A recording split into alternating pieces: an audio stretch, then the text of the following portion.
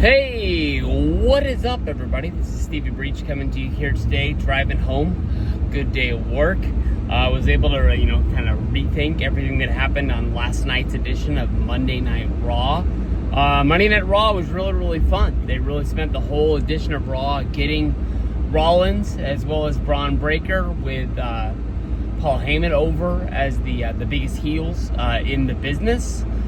Dave Meltzer and Brian Alvarez, they came out on their report saying that they thought they were, getting them over as kind of like baby faces, like these cool NWO style heels that everybody was loving and cheering for. Come the end, they were all kind of, chanting Rollins' theme as the show ended. They didn't even play the music. The fans just sung it for them. But that's, WWE knows what they're doing, and they're getting these guys over. We only got a week and a half until Backlash. I know that the way I thought this was going to go down was that I thought come Backlash, CM Punk and Roman Reigns would have to find a way to play together to be able to beat these guys come Backlash. And I thought the story of the match might be, Punk and Roman not being able to work together, and then that's gonna sort of be what sets up their match comes SummerSlam. Is that they are the two biggest names, two of the biggest baby faces in WWE, but they don't mix well together. It's just straight up oil and water. They're not going to be friends, and they don't have a common denominator to go in there and beat up instead of beating up on each other. But we'll have to see if they use SmackDown to bring those guys out. I kind of was like at the end, like, oh, they're not going to come out and make the save, but both of those guys are SmackDown players, so maybe that's where their storyline is going to come in. We still have 2 episodes of SmackDown before Backlash to pull this all in and pull it all in together. So no need to, pull out the emergency, chute. It's floating back down to earth. But one of the biggest things that happened, we all knew it was going to happen. We knew that it was coming down to it. But at the point I was cussing at my TV last night was Pat McAfee challenging Gunther for Backlash. I honestly thought that this was going to be a long, drawn-out affair, that they were going to get us to SummerSlam and build up some sort of big match there. We all know that come, college football season, Pat McAfee, he has to go back to his ESPN job. He does an awesome job for WWE. He does WWE almost as often as he can. He's been on the Raw desk. He's been on pay-per-views. He was the voice of WrestleMania this year. Huge to have him around, and whenever they can have him, it's awesome. But he's gonna go do football. That's what we know. He just gets paid more to do that, and it makes sense. He comes from the world of football. But I guess they're planning out a way to give him a goodbye, and for fans to have a reason to say, like, oh, where's Pat McAfee, rather than having him on the desk.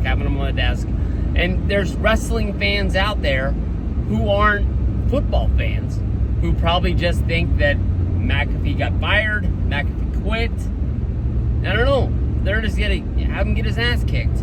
The one thing from Pat McAfee is when he was up on the desk last night and he was chatting with the people, giving them, what he, what was feeling on his heart.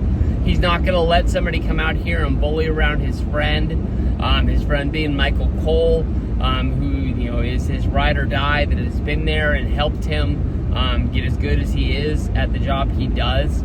We've seen McAfee in the ring before. I mean, he had the match against Adam Cole. He had the match where he did War Games. The guy knows what he's doing.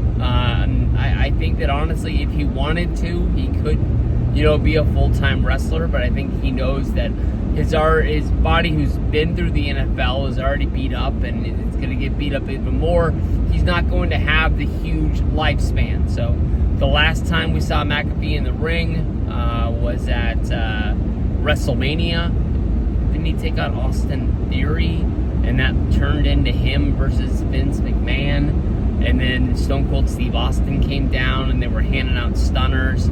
I think McAfee has made a reference that he is undefeated at WrestleMania, even though he lost to Vince. I think that the cancellation of Vince sort of erases him from the record book, in his eyes, I guess, or something like that.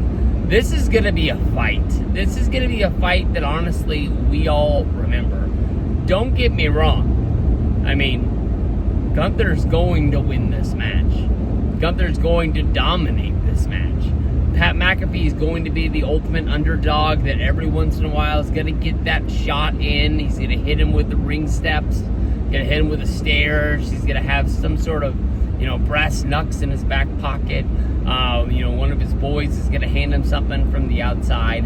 But it's just going to be one of those where you're just like, come on, Pat, get up. Almost like Ted DiBiase versus Virgil at like SummerSlam 1991 back in the day, where Roddy Piper is just yelling, you gotta punch him, Virgil. You gotta punch him. And, I wouldn't even be surprised if the undefeated WrestleMania hero, Michael Cole, doesn't get involved somehow in this match. I'm not saying that Gunther is going to be physically scared of Michael Cole getting into the ring or anything like that, but I wouldn't be surprised if when it looks down and out for Pat McAfee, it's Michael Cole going over and hitting Gunther upside the back of the head with a steel chair or something like that. I think Backlash looks really, really good. We already know that we got Orton versus Cena. In my mind, it makes sense for, Braun Breaker and Seth Rollins to go against Punk and Rollins. Having Gunther versus McAfee looks good. It looks like Logan Paul versus Jey Uso for the World Heavyweight Championship. This is going to be a really, really good pay-per-view. And in my mind, I think Gunther versus McAfee is something that's going to give it like a big shining light.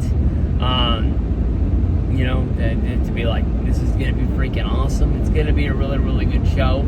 I'm looking forward to it. Hopefully you guys are too.